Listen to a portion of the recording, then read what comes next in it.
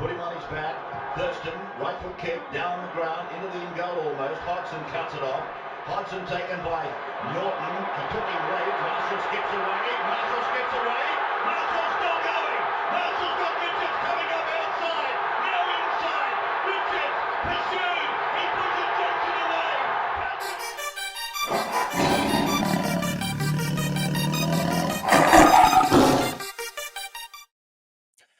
Good evening, everybody. It is Tuesday, the 30th of April, 2024. You're back for another episode of the Tiger Town podcast with your hosts, Zac and Toby. I'm Zac, he's Toby. Brought to you, as always, by Best on Ground Digital, bestongrounddigital.com, the digital marketing agency that looks after the little guy. They are your experts in all things digital marketing.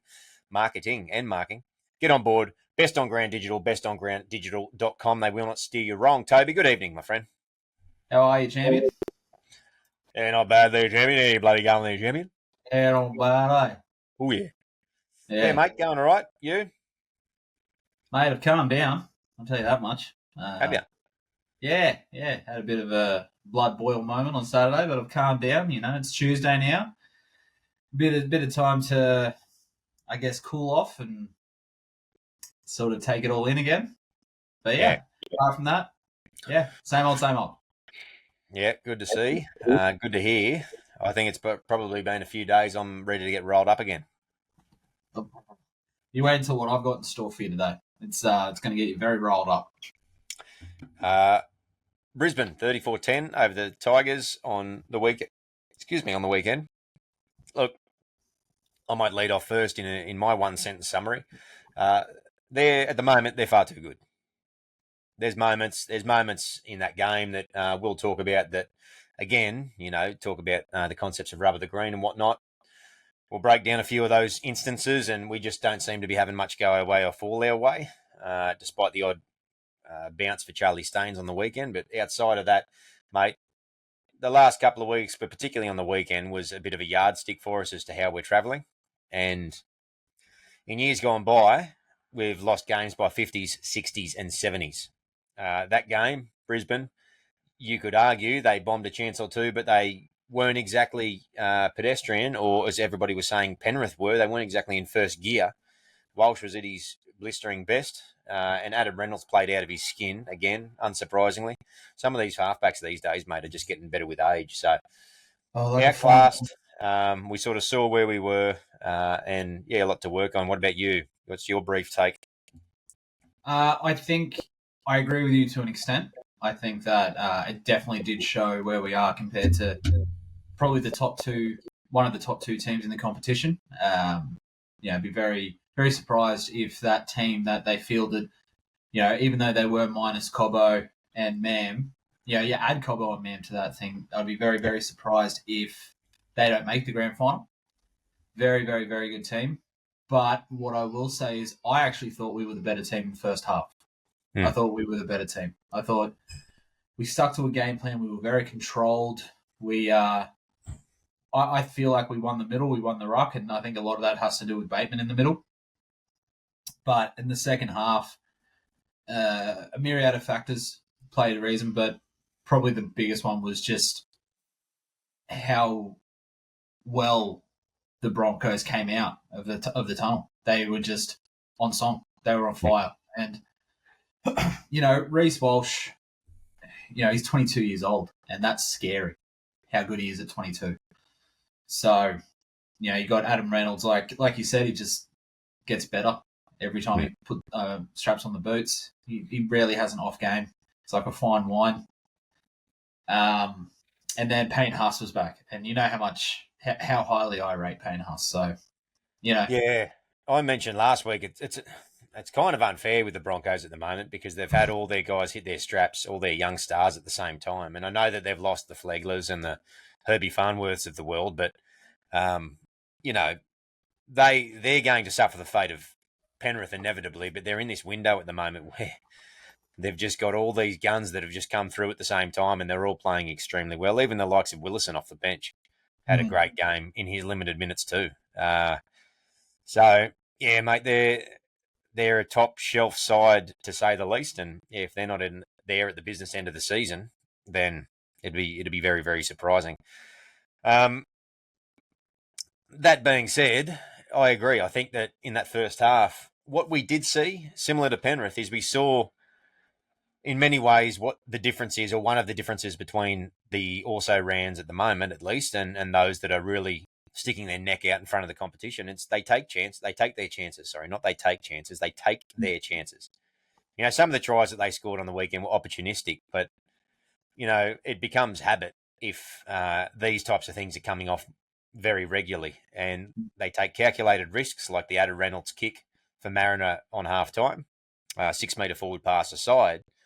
They capitalise on their opportunities. And when did we look our most threatening? In that last 15 minutes, where, to Benji's word, we went away apparently from the structure and we started actually play some footy. And lo and behold, we score a couple of tries. And look, to be honest, on the weekend, I actually thought that, considering Brisbane defended so well, which I think they really did, and considering how strong, obviously, an attacking team they are, but well-rounded, they're a good defending team also, we actually created a lot of half chances. We had 3 line breaks on paper, but we had a lot of half chances. Yeah. You just got to look no further than the Adam Reynolds intercept off his knees, which was just so West Tigers at the back end. Again, you know, that's not registered as a line break, but, you know, it's a big chance. And there was multitude of them throughout the game. So, you know, it's little baby steps along those sorts of ways. But to put it quite simply, I don't think many people really backed us on the weekend prior to the game. But unless we can start to turn some of those half chances into some execution, we won't be beating anybody. Forget Brisbane and Penrith. We won't be beating anybody. No. And now that we've gotten through those two, the draw in some ways starts to open up for us. And I actually think that, as much as those were litmus tests, those last two, I think we really see where we stand over the next few weeks. And I'll throw it to you in a sec. But we've got the Bulldogs at Acor, which could very well and hopefully not become our new home from next year. We've got the Knights in Tamworth, we've got the Dolphins again for Magic Round, which is a home game at Suncorp, which is just an absolute disgrace. And then we've got the Cows, a bye, the Dragons, the Titans, the Raiders. So the next run of games is plenty of winnable, quote-unquote, games. And I think at the end of that run, we're really going to know where we sit and where we stand. Yeah, and that's hard to argue. You know, you think about what we've got coming up, especially in the next 2 weeks. Next 2 weeks, if we can, you know, the Knights and the Bulldogs are in a very similar position to what we are. You know, they're still trying to find their groove. You know, they're still sort of understanding, you know, especially the Bulldogs, how each other play, because obviously the Bulldogs had about a 80% turnover rate. Any other company that had that sort of turnover rate would probably be shut down, but that's what the Bulldogs did. But, you know, the Knights too, you know, they're missing their star player. And as much as, can't even remember the kid's name, but the young kid that debuted on the weekend for the Knights, as much as he was, you know... Is it Anderson? Is it Daniel Anderson? Something Anderson like that? Sounds right. I had Atkins, but Atkins is the Cronulla player. Yeah. But, you know, as much as he was very serviceable, you know, he had a good game. He's no Kalen Ponga. And those next 2 games, I think, are really going to show where we're at. If we can... David Armstrong. There you go. If we can put them to the sword a little bit, then I think that's a very clear indication that we have improved. But if we can't put them away convincingly, I wouldn't say that's a step back. But if we lose, I say that's a step back. That's me personally. So yeah, at the moment it seems as though we're trying to plough snow with a snowmobile, and the reason I say that is we seem to be moving forward, but there's just so much stuff spilling out the sides, and you know, we're moving forward in terms of our ability to get upfield and make territory and win the middle, but there's just so many other areas that are letting us down around that, and it's same but different in terms of last year. Last year we could get downfield and we looked lost. It's not dissimilar this year, but it looks for different reasons. Last year we just didn't seem as though we had a cap gun, basically. There was just no threat. Whereas this year it seems as though we've got threats. We just, for whatever reason, whether it's combinations, whether it's like we said, execution, whether it's attacking structures, and if that's the case, then you know those as well, I will admit, don't look overly flash, and you know whether it's Robbie or Benji have a bit to answer for in that regard. it seems as though we're capable of scoring points, but we're not. It seems as though we're doing everything but scoring the points, despite the fact that the forwards, again, seem to be doing their fair share. Yeah. Well, I don't know if you heard the interview with Benji prior to kickoff. He did mention that attack's the last thing they're going to work on. They're really getting their structures and their basics in place. But as you mentioned last week, that's all well and good, but we're at round 9 now. You know, how long does it take to at least have some form of an attacking structure in place? You know, it's you can't win games without scoring points. Yeah. So it's on that note. Sorry, you finish. Oh, I was just going to say it's just becoming it's dragging on for a bit longer than you would hope. Yeah. On that point that you mentioned, and when Benji mentioned that, there's a few things that make me start to think that Benji is really playing the long game, which is all well and good. And I know that we're looking at a long, slow march out of this hole that we found ourselves in over the last decade or so, particularly the last couple of years. It seems to me as though he's very, very process driven. Not even seems to me, he's outright said it. The concern I have with that is that if you get too obsessed looking into the future, you don't see what's right in front of you. And sometimes you can't see the forest for the trees in that regard. And I'm alluding to the fact that if you're looking to 2025, 2026 and what your structures are going to be like then and what you're trying to build and create from the ground up, then what are you doing for the next 12, 18 months? You still need wins, because wins will affect your bottom line. Win affects the morale of your players. Wins affects your ability to be able to sign people. Wins affects people who get through the gate and ticket sales. Win affects the fans and the interactions. It affects the media headlines. It affects all sorts of stuff. You've got to be winning football games. And that squad, as much as we can criticise the depth of it and we can criticise issues around star power and all that sort of stuff as well, there are some damn fine players in our squad at the moment. And there are players in that squad who can match it with many of the other teams at the very least on paper. But for whatever reason, like I've said a couple of times in the past, we're putting a lot of effort in and we're making a lot of wins. But every time we make a win in an area over to the left, something slips over to the right. Whenever we go back and go, rightio, let's improve in this area on the right, something slips over to the left. We don't seem a complete shambles, but you've got to have an eye. You've got to have your eye on the future. And clearly with the Richo signing and the long-term signings around Luai and Benji's long-term deal, they are all looking at a long-term thing. And that's great. That's great. But like fair dinkum, in the fair dinkum stage, you've got to get some wins on the board and you've got to do it soon. Because, the fans will keep coming back, no doubt. But everybody is so burnt. There's no comparison. There's no comparison, in my opinion, that I can think of to a time in the past where a fan base has been so starved of success for so long. You need something to keep people coming back to maintain the enthusiasm, because otherwise people are going to eventually start turning their backs. Yeah, and, the Tigers are very lucky that their fan base, us, is as loyal as we are, because, there's every chance that people just say, you know what, I'm done. Because you sit there and you say it affects so many things. And I mentioned this last year, the things that it really can affect, especially this such a long period without success, and then just the last few years of just very poor efforts, is fans like mental health. We get angry. We get it's like going through, all those stages of grief. It's like we just get angry. We get sad. We don't want to talk to people. And it's not like this happens, every so often. This is happening week after week after week. On the weekend, I get very passionate about the game. I swear, I do what I can, but I don't really get angry so much as in terms of inconsolable anger. But on the weekend, I was very close to putting a fist through a wall. That's how angry I was, because, it's not just the performances. It's also everything else that seems to be happening at the same time to compound on top of those performances. And like you said, play the long game all you want. We love sustained success. That's what we want. But even if we win twice the amount of games we did last year, That's 6 games. That's 6. It's not that many games to win, but we know that's an improvement. Just, stop Didn't we putting win? it. Didn't we win 4 last year? No, I think we won 3 and had 2 buys. I think we've gone 4-4, but that's all right. I'll agree to disagree, but I guess we'll find out when we have a look at the stats. So, Yep. But yeah.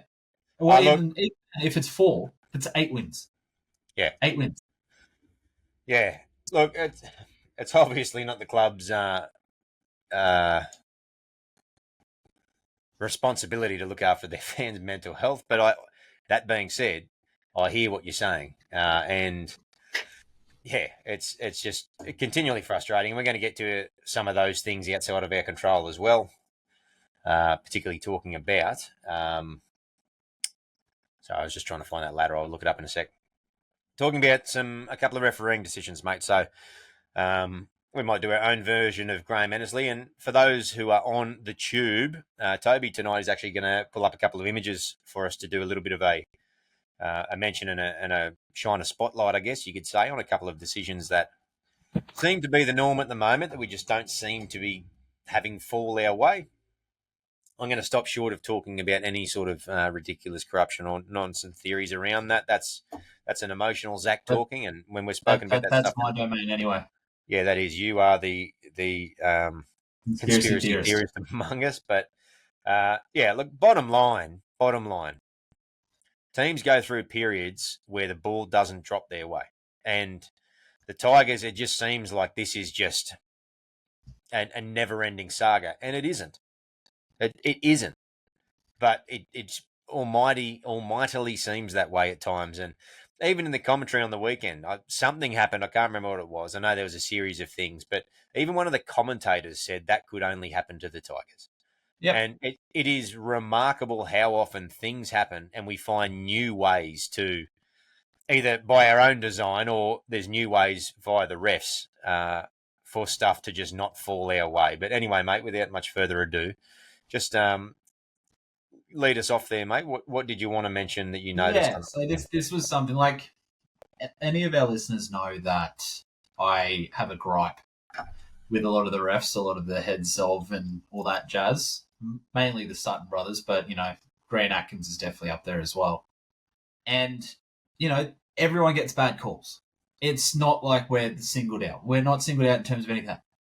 What seems to be the case is when these bad calls occur. These are the things I feel that are separating us from the other teams. Because when these calls occur, it's a complete momentum shift. We're either on a run or, it's a try that every other day of the week they give it to someone else, but then it's not us. And, it's sin bins that aren't sin bins and, or sin bins that are sin bins but don't get called. It's just, it seems to be that every time that these are happening, it's in a very, very key part of the game. And if we get the calls, there's a chance that momentum comes back to us or momentum stays with us.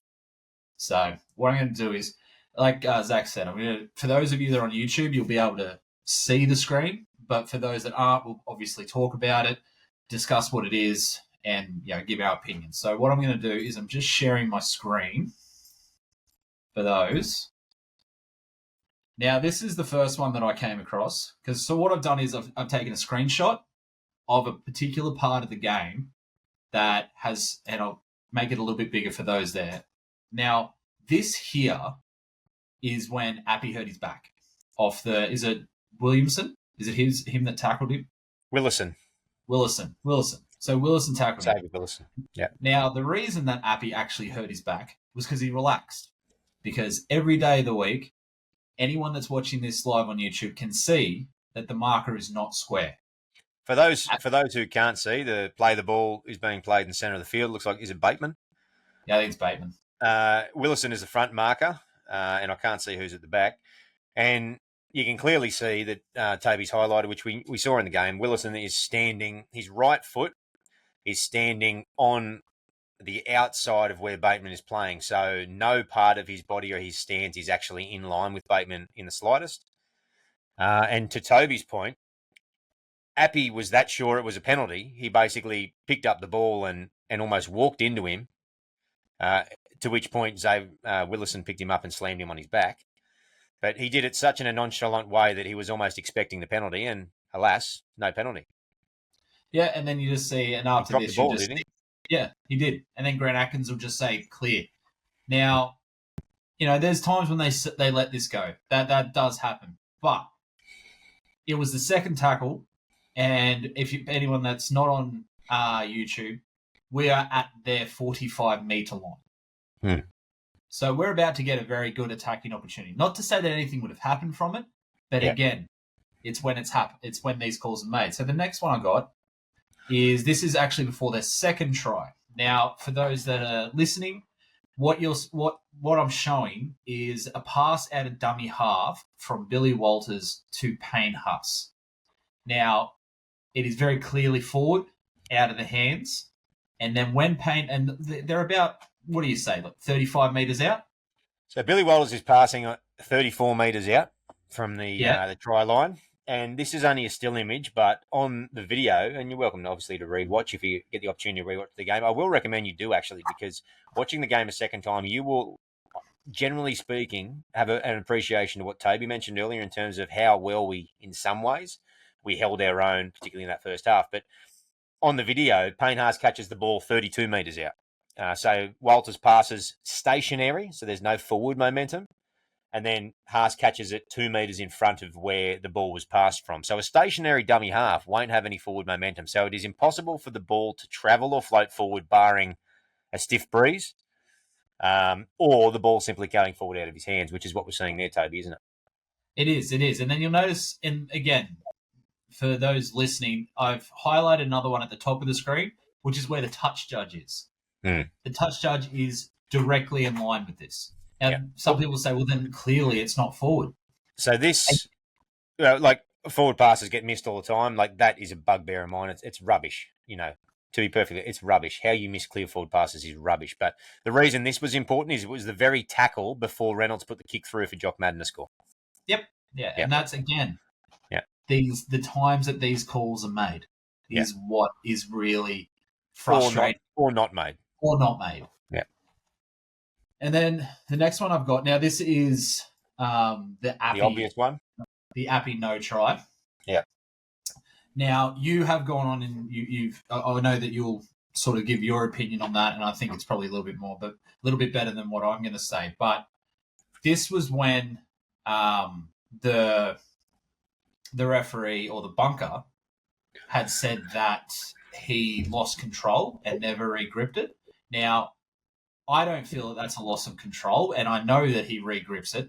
But the thing is, this was sent up as a try. Excuse me. Now, for the bunker to overrule it, he needs to be 100% sure that it is a no try. Now, I've got, you can have a look at another screenshot of when he does re-grip it, but as you go, I'll let you go on for the next part because you explained it very well to me how he can't be 100% sure. Yeah, so it's not uncommon for players to carry a ball around into contact. Sonny Bill Williams is a perfect example of it with a single hand placed on top of the ball, particularly the grippy balls we've got nowadays. It's not recommended, obviously, but carrying the ball like that with a hand on top of the ball in a single hand is not uncommon. What we notice in and when this is slowed right down is, clearly Appy loses full control of that ball. The thing is from the other angle, the ball actually never leaves his skin. So the old word separation, which has been since removed, that doesn't apply. But the thing, as you alluded to, Toby, is that Atkins is right there and he blew try. So in order for the bunker to overturn that, they need to be 100% sure and they need to have evidence to support the fact that the referee's decision was wrong. The problem with that is the angle they used to justify that, which is the goalpost angle, so it's the camera that is further away, does only indicates, and in fact, the video ref pauses it and holds it on the loss, and he never plays it to the ground when he's talking about his assessment of it. The hand actually re-catches up to the ball, and there is not enough evidence to show that Appy did not re-grip a la Sonny Bill Williams from the top. And in order for him to overturn that decision, he needs to have the evidence to say that 100% was the case. You simply don't have that evidence from the camera angle that they gave. It's objectively so. They cannot say he did not re-grip it with 100% accuracy. Yeah. So in that situation, if it goes up no try, it remains no try. You obviously can't overturn that. But if it goes up try, it has to be a try. That is not sufficient evidence to be able to overturn the fact that he did not re-grip it. You cannot confirm that he did not re-grip the ball. That's my stance on the matter. Look, Yeah. and like I've said a few times, if it went up no try, I could live with that. 100% I could live with it because that's the rule. And a lot of people were talking about the fact that he needs to have re-gripped the ball. I agree. Atkins made that decision. Atkins Live made the decision via the rule book that he'd re-gripped the ball. There is not enough evidence to show that he didn't, therefore it should not have been overturned. And that's all I'm saying. Like, I literally, like, it, letter of the law from the bunker needs to be 100% certain. Yeah. No one in there, not even when you zoom in by X amount, you follow it all the way down. You cannot categorically say that he didn't re-grip it. You can't. I challenge anybody, who disagrees to go on KO in HD and frame by frame show after the ball from when he loses control from his wrist to when the ball goes to the ground, frame by frame. Show me a frame that unequivocally shows that he has not re-gripped the ball. You see his fingers return to be contacted with the ball as the ball falls back into his palm and up from his wrist. It does not show that he has not re-gripped it. He may or may not have, but it doesn't show that. So anyway, we'll move on because all and sundry have been banging on about this one. And I think almost everybody ubiquitously, even if it's emotionally, agrees with us. I would like to think anyway. Oh, apparently Graham Annesley doesn't. So, anyway, he actually said something to the tune of, "It's as close a call as you can get." Right. So even you've conceded it's maybe a 50-50 champion. Anyway, so moving on. 50-50, it goes to what the ref's decision is. Exactly right. Exactly. Anyway, moving on. So this is actually one that no one's talked about, and it's actually really frustrated me. It's a good pickup. This one here is actually prior to the Appy try, and this is a hip drop by Payne Haas. His feet have clearly left the ground. He has swung his hips, and he's landed on the back of Alex Twal's leg. And you know when this is when Appy Coruscant throws a short ball with Twal to the right of the sticks that looks like he's just about to the line, and all of a sudden gets dragged back by Walsh on top and Haas at the bottom. For those who are listening, Spotify, Apple, wherever you're listening on, I encourage you, if you get the opportunity, just to hop on YouTube and just even look at this section. It's going to be sitting around the 28-minute mark. So if you don't fancy listening to the whole pod again, because nobody's seen this one, it is, as you said, mate, textbook hip drop. And luckily, it doesn't injure Twal, but it contributes to his rapid slowing of movement, whereby ordinarily you would expect, because we're looking at that now, mate. He's what? Would you say a foot from the line? Oh, yeah, a metre from the line, 2 metres Maybe from the line. 2 foot at most. Yeah. And so by Haas hip dropping him and Walsh pulling him, they pull him directly on a 90-degree sideways. If Haas completes a legal tackle, that's going to be far harder to do. More than likely, at least he gets to the in goal. Maybe he's held up, maybe he's tried, but we don't know. Again, this is what I'm saying. Like, this here is something that they have been very, very consistent with in terms of trying to stamp this out. The bunker's been getting involved in these all year. Ones that are missed by the ref, the ref might miss them. It's a live game, it's fast. That's why the bunker's there to pick this stuff up. How this wasn't even talked about is beyond me. But not only that, it's an illegal action in the act of scoring a try when likely a try was going to be scored. You could argue a penalty try here. You could argue, yeah. But I don't know if I'm right. I don't know if I'm right there with you, but it's not out of the realms of possibility on that one, mate. At least it's a sin bin. Didn't even get looked at. We'll jump on to the next one. That was a real good pickup, mate. Now, this one here is another one that no one's talking about. Now, this is, for those that aren't on YouTube, this is a pass. Again, this is actually... So these are three things that have happened in the one set. This has happened from... So Caesar is passing off to Papali'i on the right. The ball has... What do you think? That's maybe 2 feet from his hand, so he's passed it half a second prior to this. you have a look at. So this is, I think it's Brendan Pecora is the one making the tackle. Yeah. Now it is a late shot. By any other standard, it is a late shot. It is a penalty, by the way. But this is something that they have been stamping out. Now, I'm more than happy to let that go if they were, if they were consistent in what they're doing. But they're just not, because this has been penalised time and time again every single week for a late shot, because he could very easily pulled out and not put the shot on. Now, if Caesar stayed down and milked for it, it would have been a penalty. It would have been, exactly. But Caesar got straight up. And we've spoken about that before, all those little things. I don't want our side to be a side that has to milk penalties like that. And we're not. We've spoken about how we generally don't play for those things. Maybe that's a culture thing. I don't know. But so many other teams do. I would much rather that's not in our game. I didn't see that one. I remember it being mentioned briefly, but then the game moved on, and then the hip drop happened, and then and then we kept going. So. Look, it's hard to tell from that still, and I'll just take your word for it that it was late. The commentators mentioned it may have been, so you're probably bang on the money there. It is hard to tell from the still, I guess, because obviously there's not a lot of context around the pace in which both were moving towards each other or direction they were travelling and what the actual time frames were. It might have been a split second. We don't know. So, mate, another good pick up there, and you got a final one there. So this is the third try where... Broncos took their chance to get down the field, and it was a great kick by Reynolds. Basically caught Almalo in the centre, who was trying to jam in, and got him out there. And Mariner made a break, but we were covered. And then Mara threw a pass from the 30, where Grant Atkins in the line. And for those that aren't on YouTube, again, come and maybe have a look at this one on the 31-minute mark, maybe. It is very clearly forward out of his hands. Mariner and Atkins are both placed on the 30-metre line. They both have a foot either side of it. Yeah, there you go. So they're perfectly in line. This is very clearly forward out of the hands. Now, this is a still of when the pass is thrown.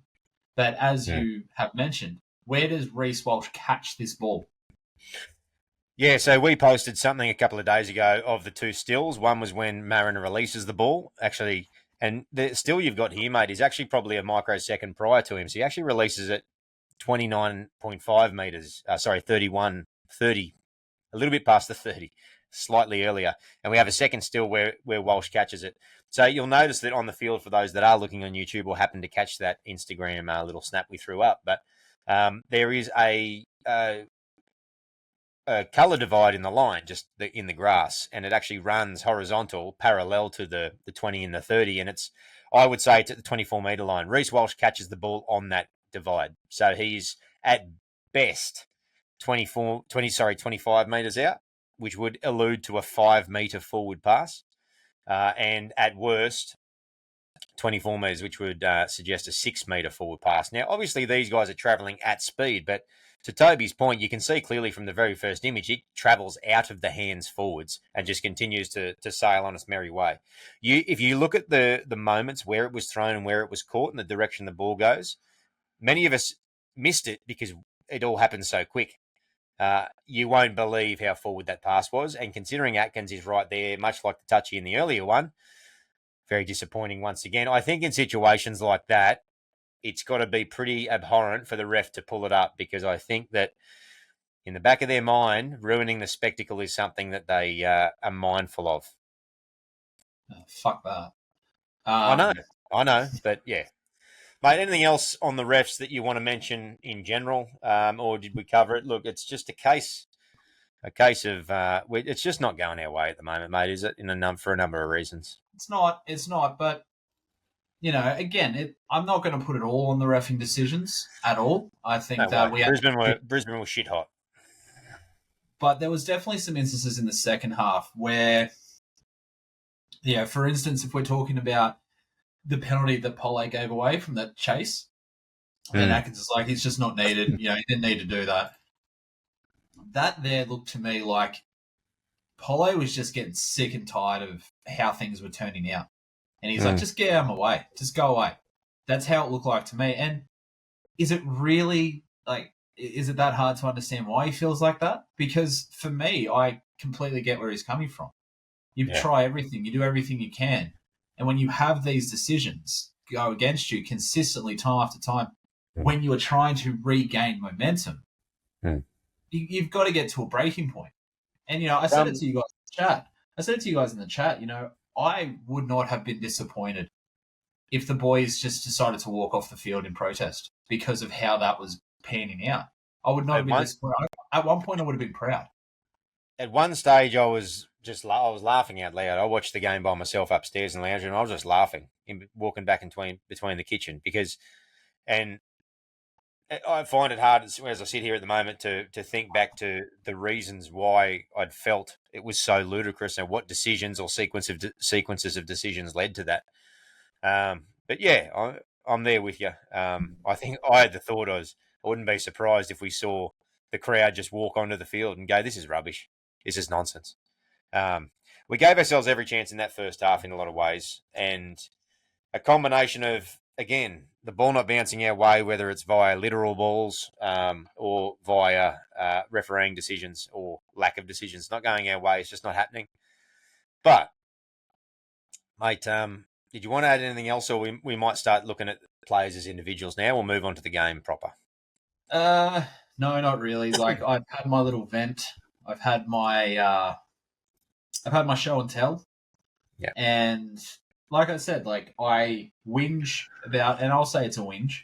I whinge about decisions pretty much every week because, we do look at the game through black, gold, and white eyes.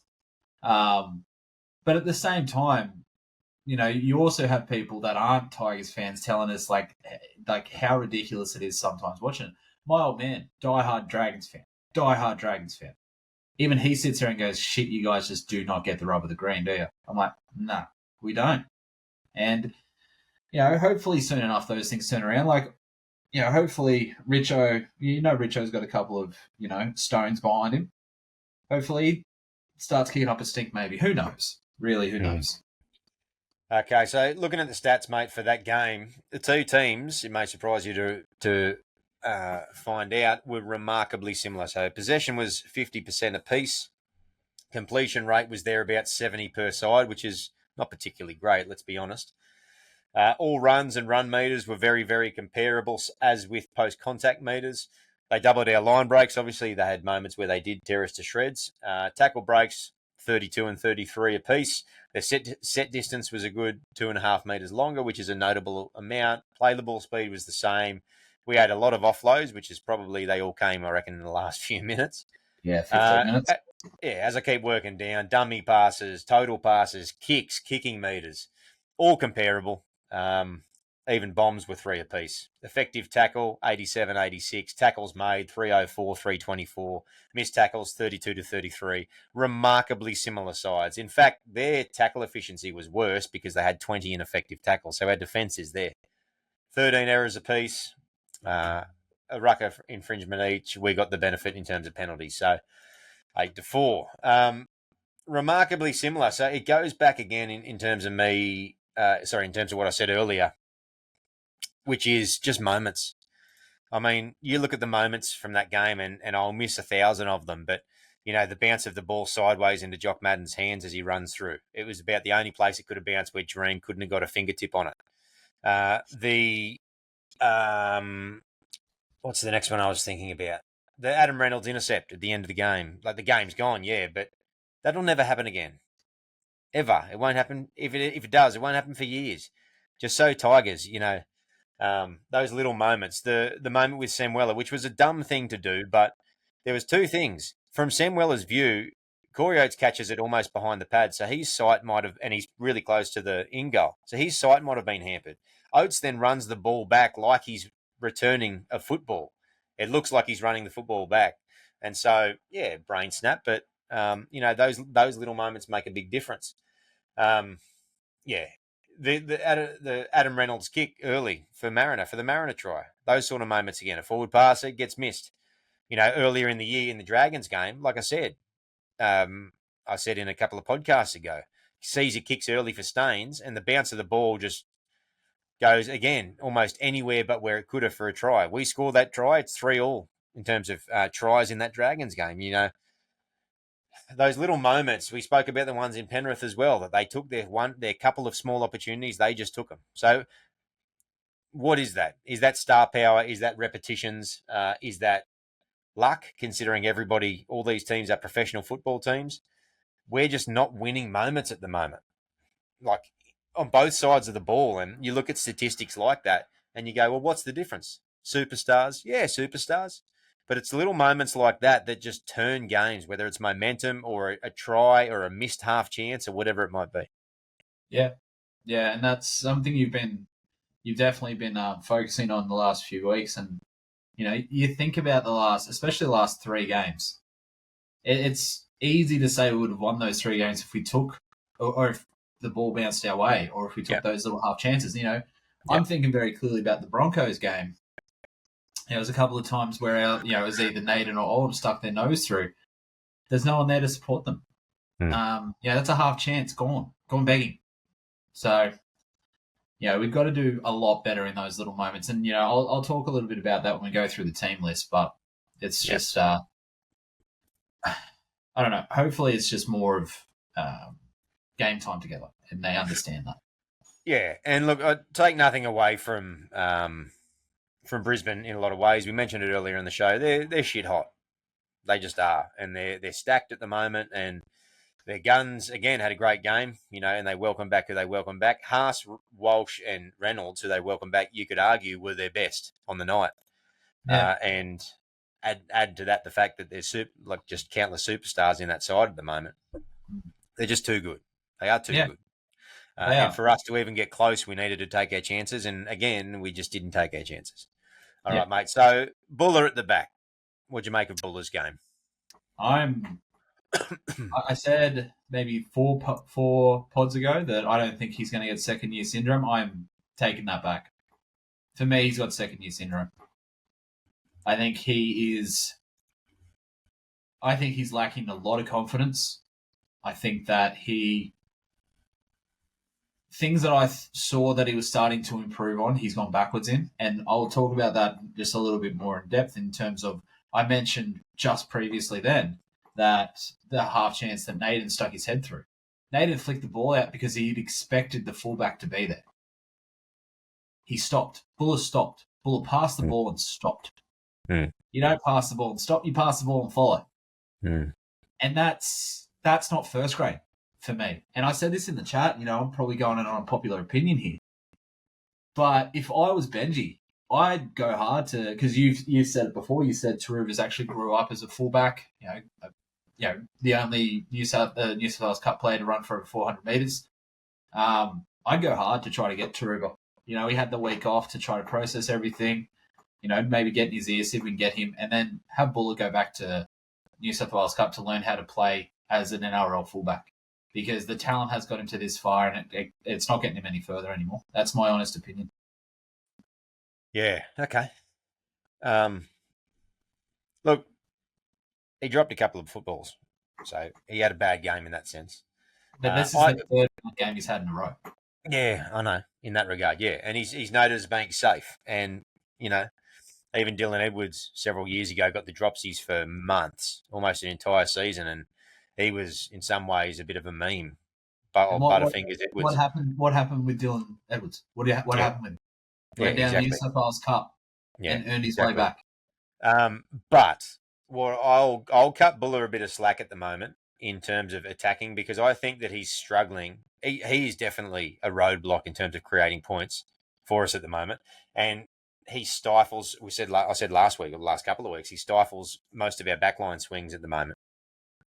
I think he's suffering from being given, rightly so, an increased role on the attacking side of things as a fullback, because that's what he needs to work on his game. And I think he's struggling with that skill set at the moment. And it could be a number of things. It could be the fact that positionally and all that sort of stuff is something that he's having to learn on the run. And it could be a case of the fact that the spine and the amount of times they've played together is minimal. I think it's, 4 games? It could be a variety of things. I think that he's struggling with new responsibilities as opposed to regressing from what he did well last year. He's dropped a few footies. He needs to fix that up, and I'm sure he will on the weekend. I've got full confidence in him. But, I think it's more that he's not he's not adapting to those new responsibilities on the attacking side of the football as Yeah, well but as see, he did everything else. I see. That's the thing. I feel like he was adapting, and perfect example is the try that he scored against Parramatta. He passed it off to Galvin. Galvin makes the break, but what's he doing? He's following up the middle like every good fullback does. Yep. And then you look at that Naden example, and he passes the ball and stops. Yeah. Now, that's going back, in my opinion. I saw that different to you, though. I saw that as him actually getting confused as to which way he was going to pass the football. So he sort of cut. I don't think he actually stops, and you might be right, but I thought he looked like he tried to cut back to the outside a little bit, whereas Naden threw it inside. Expected him to keep following up the inside. That was my reading of it, which was frustrating, but I'm not ready to crucify him for that. You look at Buller, I don't agree with that at all because Buller's 15 metres behind him. And then, even Naden sits there and puts his arms up and goes, "Where were you?" He's like, it's just like, look, I'm not crucifying him. I still think he is a God-given talent he has God-given talent that we need to use and we need to utilize. I just think that I'm just getting sick of people learning on the run in the NRL team. And I know we don't have any other options of fullback or anything like that. Yeah. But there are certain aspects of his game that he needs to improve. And I'm sorry, but he needs to improve quickly because... Yeah. Look, if, to your point, Penrith won't release Tito. He's their second choice winger. He'll be in the side all year. They want to win another premiership, so he won't be coming over. But I think that might be something that may be under consideration if he was here this year. But the bottom line is we don't have a fullback even that could tie Dream's bootlaces at the moment. I actually think that, and so he has to fix it in fullback, in first grade. Sorry, but I actually I understand your sentiment. Of course, I'm in the same boat in terms of I'm sick of people learning on the run. That's what we're doing is a slowly rebuilding side, though, and to consider that we're doing a lot of things right, considering we have so many people that are learning on the run. We've got Buller, who's 12 months into his NRL career, and we've got Galvin, who was in school 6 months ago, in our spine. Considering those things, it's remarkable how we are staying in these games. We pushed Penrith last week with no luck, playing average, and not having to bounce the ball, I guess. So, considering all those things, I think that I think we are trending in the right way. But with Buller specifically in that regard, he's the type that I'm happy to see continue to work because I think it is a bit of a slower burn from there. But he'll be better in terms of the defensive side of things. Positionally, he's still where he needs to be. Reynolds put up a couple of good kicks. And I'm never concerned about him defense, if I'm being honest. I'm never concerned about that. Like, the one, like you said, the Madden try, he was tracking that ball exactly where that ball looked like exactly was going. That's what you wanted. And then it just took a really sharp turn and went in Madden's hands. Yeah. How can he predict that? He can't. And that's that. Like, I'll never worry about that. It's just there are certain things that the modern day fullback needs to do. Now, I don't expect him to be a Reece Walsh right now. I don't expect him to be a Teddy or anything like that. Teddy had to learn how to be a ball-playing fullback when he went to the Roosters. Took him years. Yeah, because we didn't develop him. Yeah, but there's one thing, and this is something that I've harped on from all year, and I thought he was improving on. There's one thing every fullback should have the instinct to do, and that's to follow and track. That is the one thing. And I haven't seen that the last 3 weeks. I haven't seen him pop up at all. I've seen him in the wrong position in attack. I've seen him, the ball goes past, there's a break, and he's nowhere to be seen. Now, I see it different. Sorry, mate. I can't agree with you on that. But I think that I think the drops have accentuated a bit of criticism towards him, and rightly so. I think we got so used to him being as safe as houses that when he does drop the odd ball, we're like, oh, what's going wrong? What's going on here? But between that and the attack, for me, the biggest issue is his inability to straighten. We've spoken about that before. Anyway, look, he's my fullback. He'll continue to be my fullback. And yeah, we'll see how we turn out this week against the Bulldogs. Put it this way: would you rather have Jareem Buller this week or Connor Tracy? Depends on who follows. Rightio.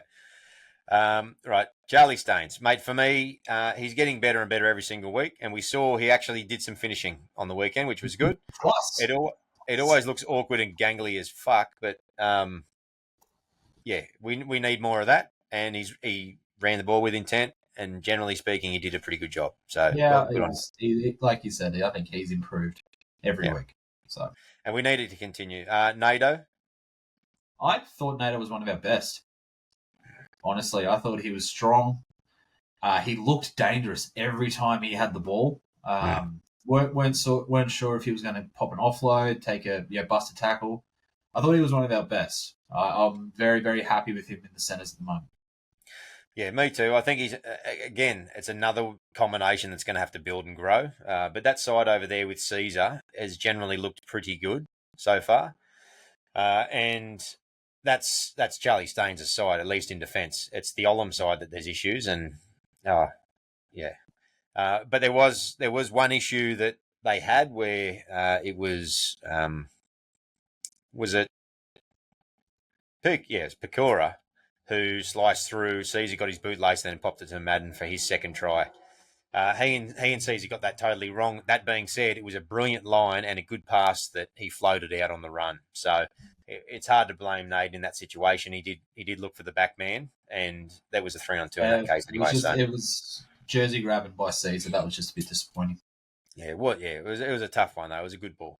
So yeah, no, Nato's going good in that regard. So let's hope that combination on that edge continues, and sooner or later he'll get a bit of space and room to move, I think, and he's pretty good down short sides and whatnot generally. So look forward to that, mate. Olam, either no one's talking to him about his defense issues, or he's completely ignoring them, because he went from the first couple of games to making all the right decisions on when to jam and how close in to sit, to looking diabolical in the last few weeks. That first try that Mariner scored in the corner was completely his fault. Was that the first try? That one? Yeah, when the dive was. Yeah, the dive was completely his fault. He was in no man's land again. And there was no communication with Alamalo, because Alamalo was a yard or two behind him, which meant that the ball was able to swing out through there. Awful. And there was another instance as well where he was just so far in. It was the Adam Reynolds kick. Didn't need to jam in then. Didn't need to. Yeah, but he's causing issues for his winger, and that communication and that system have to be better. I don't have a problem with him jamming, but if you're going to jam, you jam early and you commit, because that gives your side the time to umbrella around and cover you. If you sit on your heels, you might as well slide. Yeah. So figure it out, because that's a big issue. And he had a rookie on the outside of him who was no hope to try to make up for poor mistakes. He's a seasoned campaigner. Olam has to be better in defence. He has to be a lot better. I feel like Olam is kind of the epitome of how the Tigers have gone in terms of the start of this year. Started off red hot, really comfortable with what he was doing, really comfortable with how he was performing, and then things just haven't clicked. Things just have not worked the way that he was doing in the first couple of weeks, and that's just how I feel the Tigers have been too.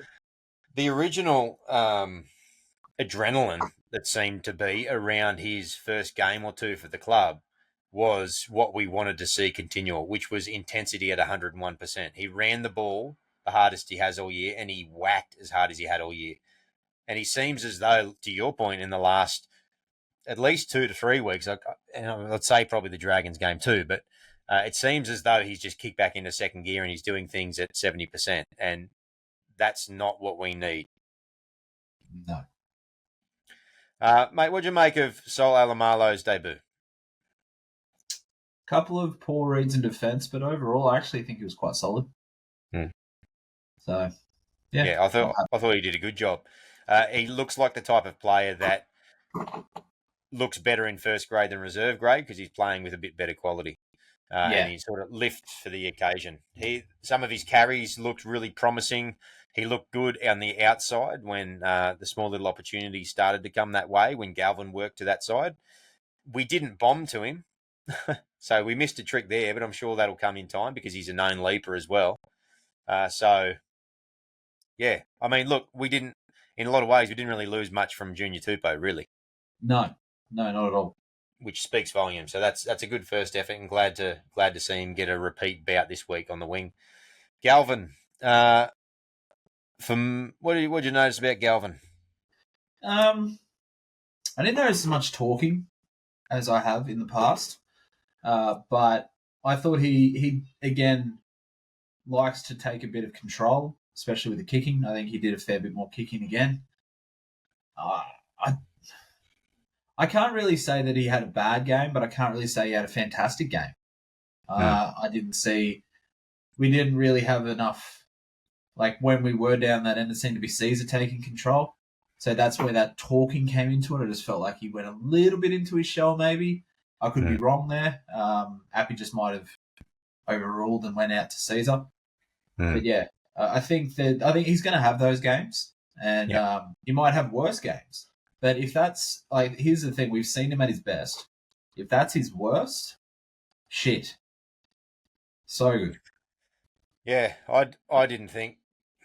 To be honest, I didn't notice him much in the first half. I thought that, like you said, he kicked a bit. I thought that he seems on our backline swings to have plenty of time, which is really good to see. I thought he was creative and made a few opportunities in that first half to a degree. I think they were all playing a bit safe though in that first half. But then in the back half, when the game started to open up a little bit and they actually started to chase points, which Benji keeps saying he doesn't like, but it's the only time we look threatening. As soon as he's given a bit of space to move, the way he works his angles around that edge and with his deception as he's loping around the field, is really incredible and really promising. And he did a lot of that again. Like he created opportunities on both sides, not just that left edge, because for that Staines pass, he shifted over to the right and he actually broke through again and threw the pass, which Staines kneed or kicked onwards and scored the try. So we've seen a few opportunities of him doing that. I think he looks best in broken field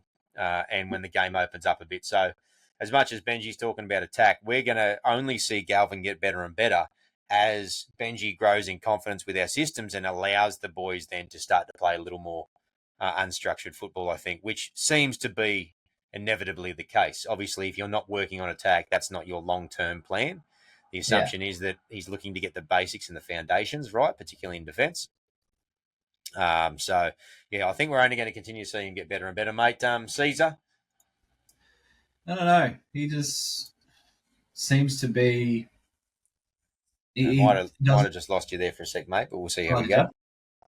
Well, what I was going to say with Caesar was he just seems to be a little bit, I don't know, pedestrian is probably the best way to say it. I just don't feel like he's been the general that we've saw in the first few games. And again, it's very, very typical of a lot of players at the moment. Yeah, there's a bit of a dip. I think we've had a dip in form. I think a lot of guys that started the season with a bang have just dipped back a bit. Yeah. I think that's for a lot of people, and especially the next bloke we're about to talk about.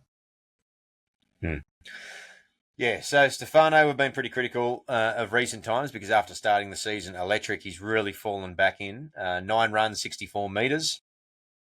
Again, we're getting to the point now where his output has almost been more games quite poor than the red-hot start he had to the year. Yeah, and I felt like when he came in at the start of the year, he came in with a point to prove and he wanted that Blues jersey back. I don't know what's happened. He's just sort of, those bullocking runs off the start have just seemed to stop. He's not really putting his hand up to have every single run anymore. I just don't know. Yeah, he's another one. So, there's a series of players that have dropped in and dipped in form over the last month. And, they're the ones that we've mentioned. And that's coincided with, those situations where we haven't quite been taking those opportunities that we could be. He is only 23. So we might have jumped the gun in regards to expecting that consistency because we did see it for a decent month. And let's be honest, a decent month in a row is more consistency than he has shown in past years where it's been a game here or there. So hopefully we see that consistency start to build over the course of the year and maybe we'll find some form again. It's not uncommon for young middles to have those sorts of dips, mate. I think so. Just I guess expressing that live out loud now, I think that's probably something that I might cut him a little bit of slack about. But that's not to say that he doesn't need to pull his socks up and start from scratch this week against the Dogs. Yep, 100%.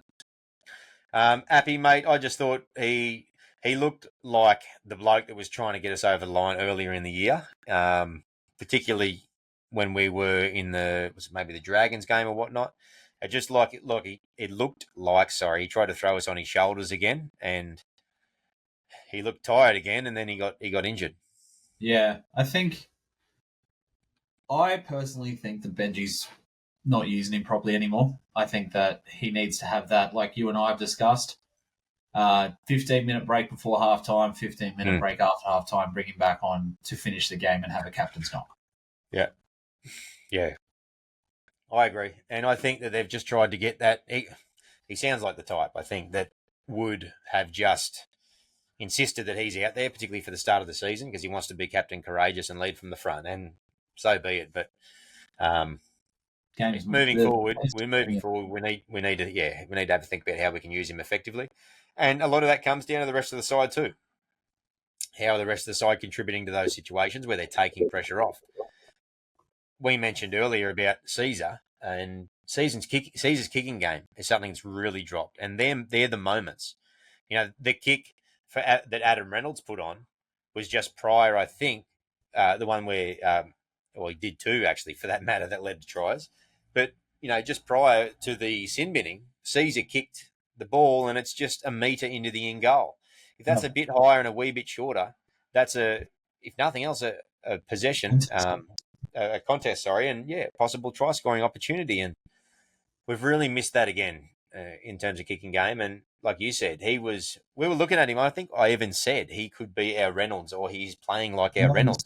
Times. Yeah, because he was kicking us all around the park. And so that's missing as well. So if those guys can pull their weight a bit more, again, that takes the pressure off Appy. I think he's getting frustrated, and I think he's the way that he manifests out of that frustration is he tries to take us on our back, and it takes its toll on him. All right, mate. I actually thought Clemmer was pretty good. I thought in the absence of Steph, I think in the absence of Steph, he's sort of been able to swing back in and take over that role so that we haven't fallen in a heap in the middle.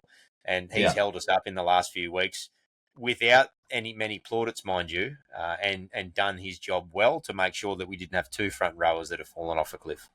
Yeah. No, like I said, I think he was another one of our best. Yeah. Clem put in 14 runs, 146 metres. So that's him doing his job and doing it quite well against probably the best forward pack in the comp or up there. Yeah. Yep. No, well done. Okay.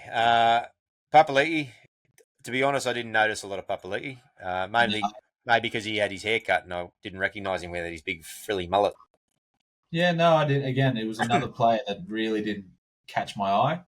I think he had a couple of okay runs, but I don't think he did anything really wrong. So I think he was just reliable. Yeah, did his job for the most part out there. Mate, Sam Weller in his run-on debut for us. Apart from that brain snap, he was our best. He was our best. That left edge was he has now real estate on that left edge. He was so good. I love him. Everything I can about everything I see about this guy. Love it.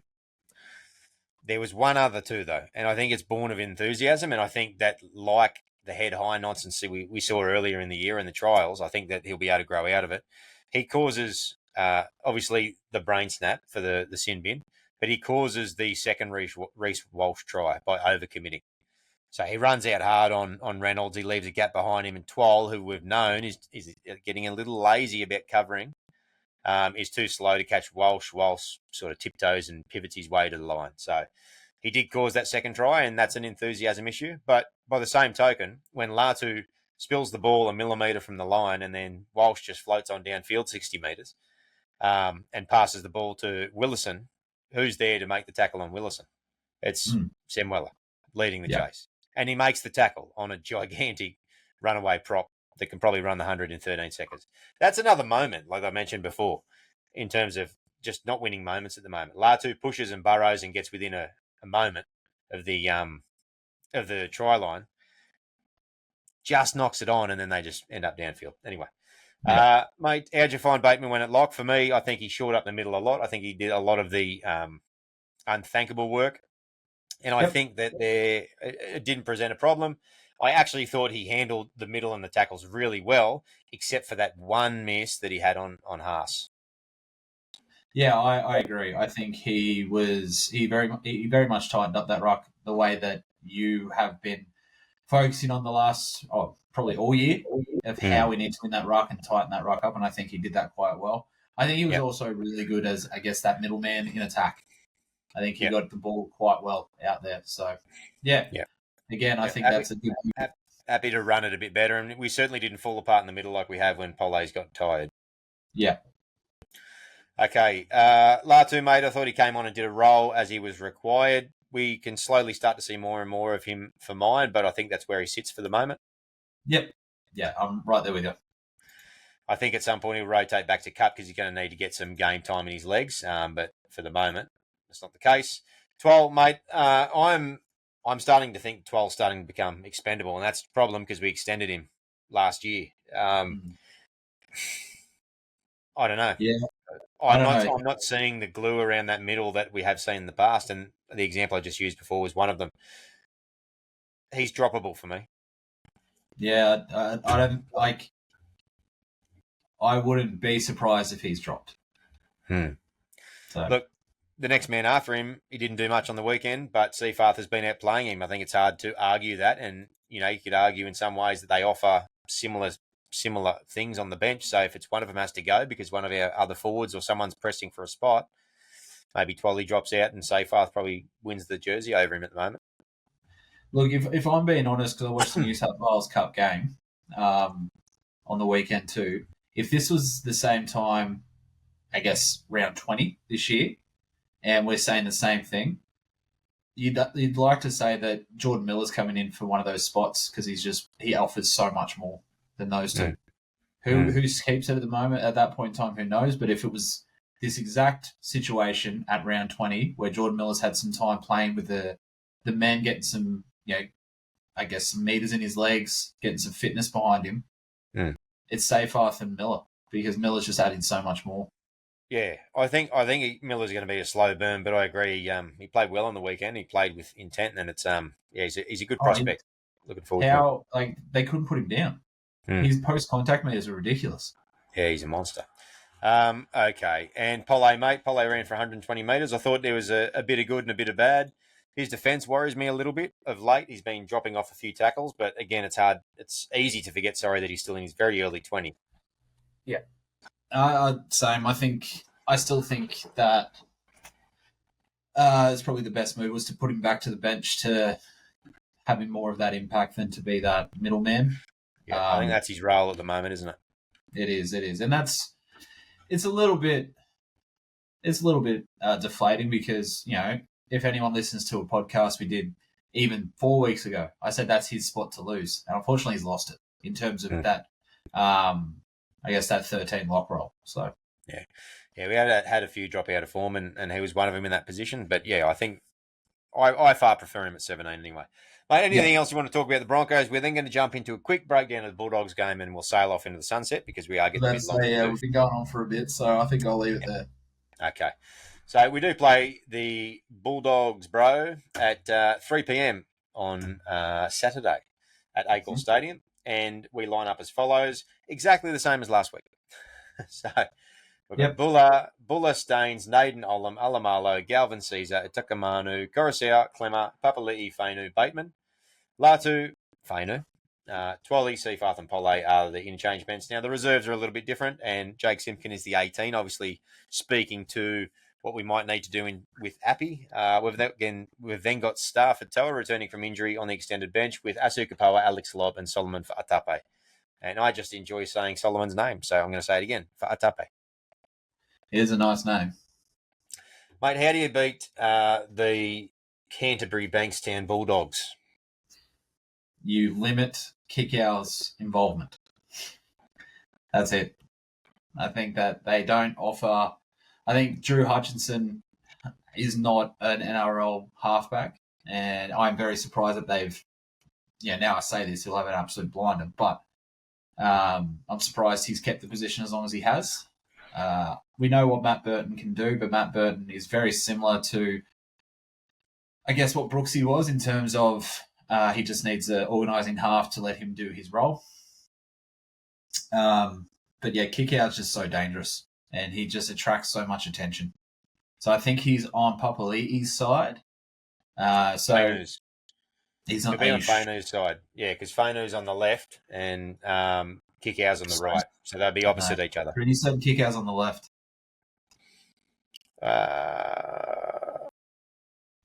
Yeah, Kickout's on the left and Fainu's on the whatever. I don't know. No, it is. I'll put my name to that and say that it is Papali'i marking. No, I think you're right. Yeah, sorry. Apologies. You are right. Yeah. Yeah. Which I guess I probably would have preferred Bateman to mark him if we're going to talk about someone marking him, because, as you've said before, Papali'i's lateral movement can be a little bit off sometimes, and we know what Kikau's like. So, but if we can limit his involvement and his impact, I think that'll go a long way to beating them. Yeah. So, how do you do that? That's easier said than done, isn't it? I probably see if you rush him, then that's the thing. They go out the back, but they you've got Bronson Cherry and is it Carraz the other centre? No, Crichton. Of course, it's Crichton. And I think Crichton might be on that side. So if you rush him, it goes out to Crichton. We know how skilled Crichton is, so you can't really rush him. I think you can't sit him off him either. I think that probably the best thing to try to do is limit how much he gets the ball, so you rush the half out near him, whether it's Burton, whether it's Hutchinson. You rush him to make, I guess, a quick decision, not the right decision. So what you can do as well. There's two ways you can do that. Obviously, just pure line speed or chasing pressure from marker, but you can actually umbrella in and end your umbrella on the edge, so that then ceases to become an option. Because if you're jamming in on a second rower when the half has still got the ball, or even the first receiver's still got the ball, you can shut that down because they can't get to the swing point because they won't throw to the second rower, so everybody pushes off. I agree. I actually think you do two things. You've got to play territory with them, so you've really got to keep them out of your end, because if you're going to play territory, they're going to be a greater threat if they're closer to the line, because of what they can get out of each of those swing pushes if you play it safe. But the other thing that you want to do is just win through the middle. Generally, I think that's how you beat them. And you sit there and my luck, and maybe it's a West Tiger supporter's luck. You sit there and say something like their middles are pretty average, and at the moment they're playing Max King, Josh Curran, and Kurt Mann. That's their middle trio. So that's a tiny lock in Mann, a former lock in Curran, and Max King. They'd be likely to come out and steamroll us now that I've said that, but I think that's where you beat them. And in order of, if you're winning that battle, you're going to win territory. So if you do that and you pressure their halves, Burton does not make great decisions under pressure. He gets good kicks away if you don't put kick pressure on. So you push him to. Ridiculous. Yeah. Yeah, so a few things there. Look, the air's a bit clearer out this side, though. It seemed like walking into Penrith and Broncos 2 weeks consecutively, it sort of seemed like walking into Mordor. We all sort of walked a little bit through that in terms of expectations. I think it seems like the air's a little bit clearer out here. So, mate, we're at least a chance, I think. Bold prediction. How do you think this game's going to go? So, bold prediction is... I think Appy's going to get a bit of redemption in terms of a try. I think he'll cross for Appy special, close to the line, and I think we're going to win. I think it's going to be not comfortable, but enough of a gap for us to not be on the edge of our seats. So I think it's going to be like 24-10. Yeah, okay. I'm going to say 24-20 that we'll get the win. I'm going to say both Alamalo and Sam Weller are going to cross for tries off kicks. I reckon Sam Weller's going to jump for a short chip on the line, the short center chip, and Alamalo will take a specky. and we'll get 24-20, and we'll have no fingernails left. The Jeremiah Nanai try, as I like to call it these days. Yeah, well, yeah, he's one of the best exponents of it. Yeah. And earlier in the year, it was also old mate against us. Yeah, that really narrowed it down. Yeah, thought you might like that. Yeah, mate. No, seriously, who are you talking about? Yeah, I don't even remember. What game was it? Hoskins. Was it Hoskins in the trial? Zac Hoskins. Yeah. No, it was round one. I was trying to think myself and just trying to play it off. And it's funny because I had Dragons pop into my head and I had Penrith. It's because he played for Penrith last year. Yeah. Anyway, mate, we're getting along in the two, so I think we might wrap it up. What do you say? Sounds good. All right, folks, if you haven't already, you can follow us on YouTube, Facebook, Spotify, Apple, and Instagram. Yeah. Yeah, well, all those platforms, and we are as active as we possibly can be. Junior updates, scuttlebutt, we hear rumours, that sort of thing, commentary on the game, all those sort of ideas, things that we're sharing on a frequent basis. Get around and follow those things as well. And plus with our different platforms like Spotify and Apple or whatever the case may be, you can get notifications if you follow in that regard. Speaking of platforms and all things great West Tigers podcast, they are on all the same platforms as well, and they do a wonderful job over there. West Tigers podcast. They've also got their West Tigers podcast forum. So if you're not on there, get on there and tell them who sent you. Thanks, as always, to our sponsors, Best on Ground Digital, bestongrounddigital.com, the digital marketing agency that looks after the little guy. They will not steer you wrong. All things digital and marketing, bestongrounddigital.com. Toby, mate, another great show. Cracker, Butte. Yeah, there was definitely a lot of venting involved, so I liked it. Yeah, there was. Let's hope this time next week, if I can get back in focus, thank you, that we don't have to wait for the weekly and thoroughly enjoyable Graham Annesley apology on the Monday, even though we didn't really get it. He clenched his teeth this week. But let's hope that we can hopefully get back in the winner's circle and the boys can start to show a little bit of result on the scoreboard for all the efforts and the improvements they are slowly making. Yep. Let's just come on. Let's have the ball bounce our way this week. Yeah, it'd be nice, wouldn't it? At the very least, let's have a contest and let's stay in the thick of it. Let's hope a few things click. Love the boys, mate. I'm going to wrap it up there with something that sounds like this. Go the mighty West Tigers. I won't be as enthusiastic, but go the Tigers.